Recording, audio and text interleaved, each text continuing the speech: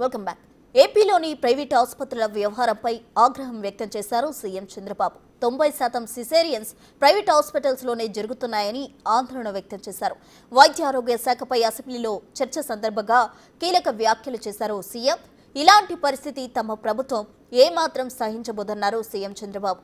ఆరోగ్య ఆంధ్రప్రదేశ్ కావాలన్నదే అందరి ఆకాంక్ష అని ముఖ్యమంత్రి అన్నారు.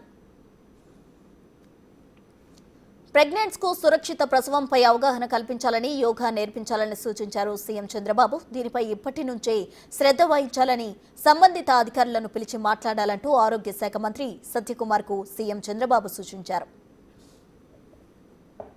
కూడా ఎక్కడికక్కడ డబ్బుల కోసం వచ్చిన వాళ్ళందరికీ సేఫ్ డెలివరీ ప్రాక్టీస్ చేయాల్సింది పోయి సిజేరియన్ ప్రోత్సహించే పరిస్థితికి వస్తున్నారు. This is highest among all states. మంది అన్ని రాష్ట్రాల కంటే ఆంధ్రప్రదేశ్ సిజేరియన్ ఆపరేషన్లో నెంబర్ 1. అంటే 90% సిజేరియన్ అన్ని ప్రైవేట్ హాస్పిటల్ జరుగుతున్నాయి. నవ్ ఐఎమ్ ఆస్కింగ్ హెల్త్ మినిస్టర్ని, వాళ్ళందరినీ పిలిపించి చెప్పి ఈ ప్రభుత్వం దీన్ని ఏమాత్రం కూడా ఆమోదించాం. సేఫ్ డెలివరీ, యోగా కూడా నేర్పించే పరిస్థితి రావాలి. ఇప్పటి నుంచి దాని మీద శ్రద్ధ పెట్టాలి. ఎప్పుడు కూడా ఆపరేషనే. భగవంతుడు ఇచ్చినటువంటి నేచురల్ బాడీని కట్ చేయడం కరెక్ట్ కాదు. అందుకని దానిపైన కూడా శ్రద్ధ పెడతాం. సో మొత్తంగా దీనికి సంబంధించి కూడా సీఎం చంద్రబాబు కీలక ఆదేశాలే జారీ చేశారు అని చెప్పుకోవాలి. వైద్య ఆరోగ్య శాఖపై అసెంబ్లీలో చర్చ సందర్భంగా అటు వైద్య ఆరోగ్య శాఖ మంత్రికి పలు సూచనలు చేశారు. కీలక వ్యాఖ్యలు కూడా ముఖ్యమంత్రి చంద్రబాబు చేయడం జరిగింది. ఏపీలో ప్రైవేట్ ఆసుపత్రుల వ్యవహారానికి సంబంధించి కూడా ఆయన తీవ్రంగా ఆగ్రహం వ్యక్తం చేశారు. 90% సిసేరియన్స్ ప్రైవేట్ హాస్పిటల్లోనే జరుగుతున్నాయంటూ కూడా ఆందోళన వ్యక్తం చేసిన పరిస్థితి.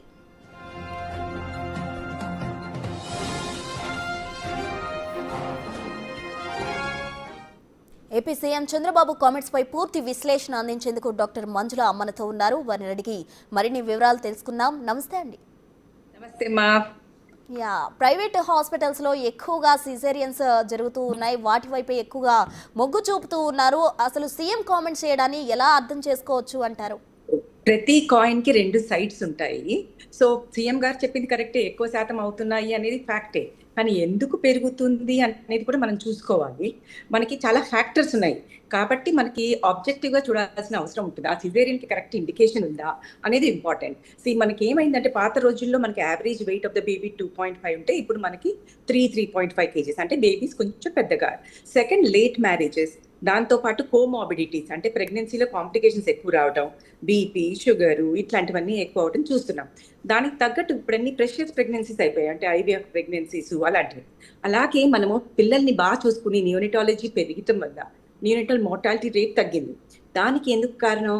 ప్రీటర్మ్ డెలివరీస్, 28-29 వీక్స్కి ఒక్కోసారి బేబీస్ని తీయటం, ఇలా చాలా కారణాలు ఉన్నాయి. అలాగే హార్మోన్స్ కూడా తేడా రావడం వల్ల బోనీ స్ట్రక్చర్ ఏదైతే ఉందో యువతికి అది కూడా చిన్నగా ఉండే అవకాశాలు ఉంటాయి.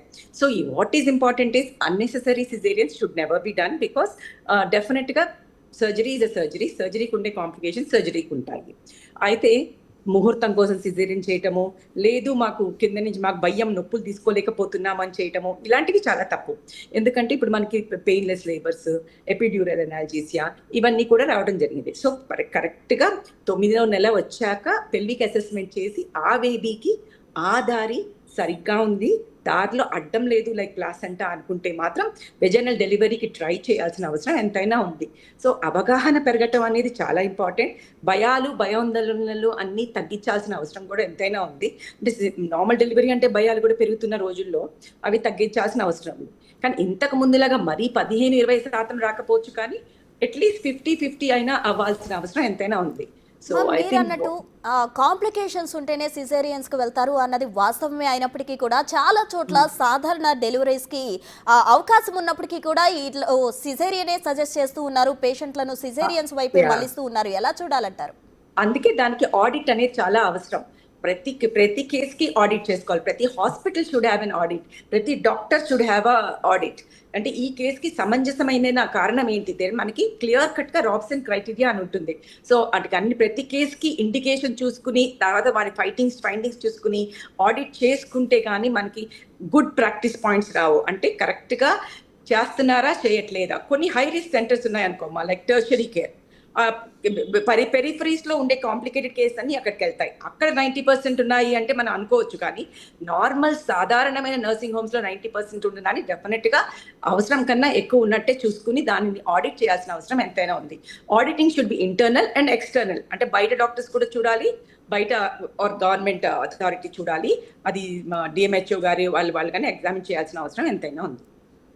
మంజుల గారు, ప్రైవేట్ హాస్పిటల్స్ లో ఎక్కువ శాతం కాసులు వేట కోసమే ఇలాంటివి చేస్తున్నారన్న విమర్శలు ఉన్నాయి. దీనికి సంబంధించి మీ విశ్లేషణ ఏంటి? అంటే I cannot talk about it because మా వరకు అట్లాంటివన్నీ రావు కాబట్టి. ఈ మధ్య కాలంలో కొన్ని హాస్పిటల్స్ లో నార్మల్ అయినా అదే చార్జెస్, సిజేరియన్ అయినా అదే చార్జెస్ అంటున్నారు. So I think that is a better way to go forward. ఒట్టి డబ్బుల కోసమే ఇలా చేస్తారు అంటే, one thing which is important is right people right place లో ఉండాల్సిన అవసరం ఉంది. ప్రతి ఫ్రెటర్నిటీలో there will be people who are ఇట్లా లంచగొండితనం కావచ్చు, బ్రైబరీ కావచ్చు, ప్రతి ఫ్రెటర్నిటీలో ఉంటారు. సో అలాంటి వాళ్ళు చేసేది కరెక్ట్ అని ఎవరు కూడా అనరు. సో డెఫినెట్ గా it should never be done for monetary gains, but for the healthy mother, healthy baby. వాటిలో ఏమైనా ప్రాబ్లం వస్తే సిజేరియన్ తో మనకి ఆ కాంప్లికేషన్స్ తగ్గుతాయి అనుకున్నప్పుడు, కరెక్ట్ ఇండికేషన్ ఉన్నప్పుడు మాత్రమే సిజేరియన్ చేయాల్సిన అవసరం ఉంది. అంటే ఇప్పుడు చాలా చోట్ల కూడా కడుపు కోతలు చేస్తూ ఉన్నారు, అంటే సిజేరియన్ చేస్తూ ఉన్నారు. దీనివల్ల ఫ్యూచర్లో వచ్చే ఇబ్బందులు ఏమైనా ఉన్నాయి అంటారా? డెఫినెట్ గా ఎనీ ఆపరేషన్ తో ఇన్ఫెక్షన్ వచ్చే రిస్క్ ఉంటుంది, హీలింగ్ లో రిస్క్ ఉంటుంది. వెంటనే వాళ్ళకి ఆ నొప్పి వల్ల పిల్లలకి పాలు ఇవ్వడానికి కూడా కొంచెం ఇన్హిబిషన్ అయ్యి పాలు ఇవ్వలేకపోవచ్చు. హర్నియా రిస్క్స్ ఉంటాయి. అలాగే స్కార్ ఎండోమెట్రోసిస్ అంటాము, ఆ రిస్క్ రావచ్చు. బ్లీడింగ్ అక్కడ అయ్యే అవకాశం ఉంటుంది, అధిక రక్తస్రావం అయ్యే అవకాశం ఉంటుంది, నార్మల్ డెలివరీ కన్నా ఎక్కువ అవుతాయి. అలాగే ఆ ఇన్ఫెక్షన్, ఆ రక్తస్రావం ఇన్ఫెక్షన్ అయ్యే అవకాశాలు ఉంటాయి. సో కాంప్లికేషన్స్ ఆర్ రియల్, అది అర్థం చేసుకోవాలి. కానీ ఎప్పుడైతే పెద్ద లైన్ చిన్న లైన్ లాగా వీటికన్నా సేఫ్టీ ఈజ్ బెటర్ అనుకుంటామో అప్పుడు మాత్రమే సిజేరియన్స్ చేయాలి. ఇండికేషన్ కరెక్ట్ ఉంటేనే చేయాలి. అంటే ఈ రిస్కులు, కాంప్లికేషన్స్ ఓవర్కమ్ చేయాలంటే ఎటువంటి నివారణ పాటించాలి అంటారు? ఫస్ట్ థింగ్ ఇస్ ఎసెప్సిస్ అమ్మ. అన్ని స్టెరైల్ గా ఉండాలి, ఆపరేషన్ థియేటర్ స్టెరైల్ గా ఉండాలి, ఇన్స్ట్రుమెంట్ స్టెరైల్ గా ఉండాలి, ఆపరేషన్ టెక్నిక్స్ డాక్టర్ సరిగ్గా చేయాలి. తర్వాత టెక్నాలజీ, కొత్త టెక్నాలజీస్ ఏవైతే వస్తున్నాయో అవన్నీ యూజ్ చేసుకోవాలి. వెంటనే ఎర్లీ అంబులేషన్, పాత రోజుల్లో లాగా కాకుండా ఇప్పుడు ఇరాస్ అంటాం. ఇరాస్ అంటే ఎర్లీ రికవరీ ఆఫ్టర్ సర్జరీ అంటాం అనమాట. సో తొందరగా పొద్దున్న డెలివరీ అయితే వితిన్ 3-4 hours లేపి నడిపించటము, సో దట్ కాంప్లికేషన్స్, రక్తనాళాలలో గడ్డ కట్టకుండా ఉండటానికి. మళ్ళీ తర్వాత సరిగ్గా అన్నం, అంటే అన్నము, పప్పు, చారు, ఈ అపోహలన్నీ తగ్గించుకుని హై ప్రోటీన్ డైట్ తింటాం. అమ్మో పప్పు తినము, అమ్మో అది తినము అనుకుంటే చక్కగా హై ప్రోటీన్ డైట్ తినటము, ఎడిక్వేట్ గా హైడ్రేషన్ చేసుకోవటము, ఇలాంటివన్నీ చేస్తే చాలా వరకు కాంప్లికేషన్స్ ని తగ్గించుకోవచ్చు, సిజేరియన్ కాంప్లికేషన్స్. మంజుల గారు, ఒక విషయం చెప్పండి. ప్రెసెంట్ ఉన్న జనరేషన్ లో ఎవరు చూసినా కూడా సిజేరియన్, సి సెక్షన్ అనే చెప్తూ వస్తున్నారు. అయితే మనకు ముందు జనరేషన్స్ లో కనుక గమనించినట్లయితే అందరూ కూడా నార్మల్ డెలివరీసే అయ్యాయి, విజనల్ బర్త్సే అయ్యాయి. ఇప్పుడు ప్రెసెంట్ ఎందుకు ఎక్కువ C sections? Let me tell you one thing. దానికి ఇంకొకటి ప్యారడీ ఉంది. ఇంత ముందు రోజుల్లో 11-12 మంది కంటే నలుగురే మిగిలారని మాట కూడా వినేవాళ్ళం. అలాగే ప్రతి డెలివరీ ఇదే పునర్జన్మ అని కూడా వినేవాళ్ళం. తల్లులు చాలా మంది డెలివరీలో చచ్చిపోవడం కూడా వినేవాళ్ళం. So I don't think we should be camouflaged by it. అర్థమవుతుంది కదమ్మా? సో ఇప్పుడు రోజుల్లో ఎప్పుడైతే మదర్ బేబీ సేఫ్టీ కోసం సిజేరియన్ చేయాలి తప్పితే వేరే దానికోసం కాదు.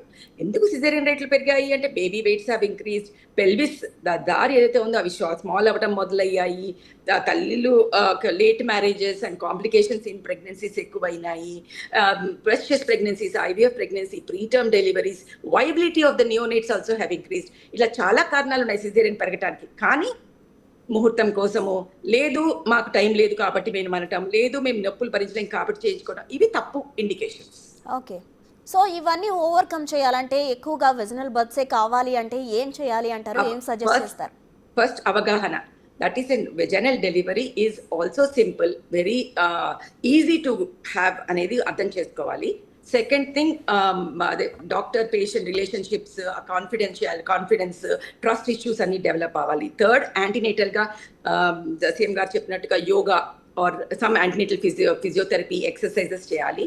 చైల్డ్ బర్త్ ఎడ్యుకేటర్స్ ఉంటారు, వాళ్ళు చెప్తారు డీప్ బ్రీతింగ్ ఎక్సర్సైజెస్, నొప్పి వచ్చినప్పుడు ఎలా పుష్ చేయాలి బేబీని, లమాజల్స్ క్లాసెస్ అంటాము, అవన్నీ చూసుకోవాలి. అప్పుడు ఆ టైంలో పెయిన్ తక్కువ ఉండటం జరుగుతుంటుంది. సో చక్కగా ఫుడ్ తినటం, ఎనీమియా లాంటివి రాకుండా చక్కగా రక్తం డెలివరీ టైంకి సరిగ్గా హిమోగ్లోబిన్ ఉండటము, బాగా డీప్ బ్రెత్స్ తీసుకుని లంగ్ కంప్లయన్స్ని పెంచుకోవటము, అంటే motivation is the most important thing. Okay. ఆ లేడీ నేను నార్మల్ డెలివరీకి వెళ్ళగలను అనే ధైర్యం రావాలి. So family support is also very very important. So ఈ సి సెక్షన్ చేయించుకున్న వాళ్ళకి ఫ్యూచర్ ఎఫెక్ట్స్ ఏ విధంగా ఉంటాయి అంటే చాలా మందికి కొన్ని డౌట్స్ వస్తూ ఉంటాయి. ఫస్ట్ సి సెక్షన్ అయిందంటే నెక్స్ట్ కూడా సి సెక్షన్కే వెళ్ళాలని. అయితే తాజాగా కొన్ని హాస్పిటల్స్ వెజినల్ బర్త్ పాసిబుల్ అవుతుంది అంటున్నారు. అలా పాసిబిలిటీ ఉందా? ఇది తాజా కాదమ్మా, ముందు నుంచి ఉంది. వీబ్యాక్ అంటాము, vaginal delivery after C section అని. దాన్ని ట్రై చేయాల్సిన ఉంటుంది, బట్ దానికి ఉండే రిస్క్స్ దానికి ఉంటాయి. అంటే ఇర్రివర్సిబుల్ కాజెస్ కాకుండా రివర్సిబుల్ కాజెస్ వల్ల సిజేరియన్ ఫస్ట్ చేస్తే, అంటే బేబీ గుండె చప్పుడు తగ్గడం వల్ల ఎమర్జెన్సీలో చేయాల్సి వస్తే, నెక్స్ట్ టైం అదే కారణం రిపీట్ అవ్వదు అనుకుంటే మాత్రం వెజనల్ డెలివరీ ట్రై చేయొచ్చు. That chance of vaginal delivery after ఒక caesarean will be almost as high as 80 to 88%. So we can definitely try it. But మూర్ఖత్వానికి పోయి రెండింటిని ట్రై చేయం. పెల్విస్ని ట్రై చేయొచ్చు, లేకపోతే ట్రయల్ని మన సిజేరియన్కి ఇవ్వచ్చు. రెండిట్లో ఒకటే దానికి మనము ట్రయల్ ఇవ్వడం జరుగుతుంటుంది. ఓకే, అంటే ఫ్యూచర్లో ఎన్ని ప్రెగ్నెన్సీస్ ప్లాన్ చేయొచ్చు అంటారు? అంటే ఇప్పుడు కొంతమంది సి సెక్షన్ అయిన తర్వాత ఇంకా అంటే కాంప్లికేషన్స్ ఎక్కువ అవుతాయని భయపడుతూ ఉంటారు. మరి ఏ విధంగా ఉండాలంటారు? See, it has to be at least 3 deliveries you can have with cesarean, but nowadays sometimes 5 deliveries also we can have with cesarean.